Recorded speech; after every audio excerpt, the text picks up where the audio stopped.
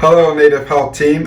Today we will be discussing what a time effort is and why you need to complete one. First off, a time effort is something that needs to be completed for those individuals that get paid out of funding sources with federal dollars or any other funding sources.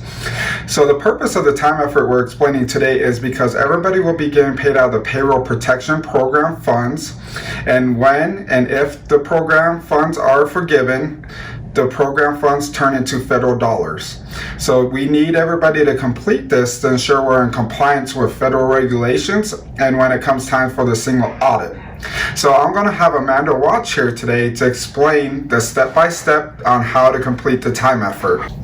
Okay, so we have some tabs down here. There's a summarize tab, a detail tab, and a payroll tab.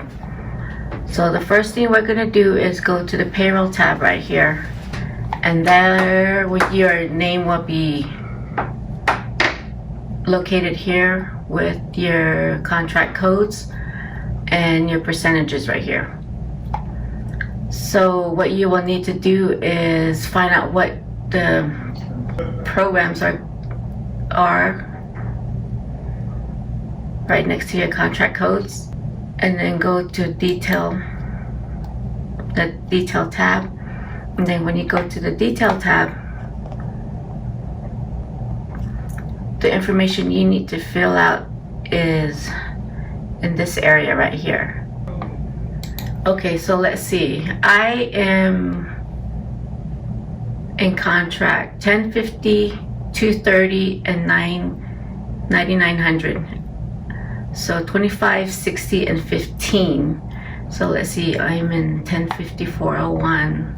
Which is this one right here. So I'll go to the detail tab, and the list over here, Title V Medical Admin. Let's see, what was I? 25. Okay, that's correct. So the next one is going to be 230, which is going to be the Payroll Protection Program, and I am in there at 60%.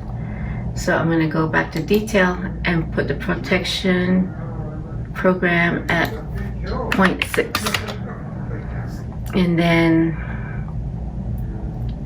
in IDC, I am 15%. So I'll change that to 15. That's going to be 0 because I'm not in that program. So your total should equal up to 1. And then over here, it'll put in the hours for you per day, and make sure that it equals 40 hours.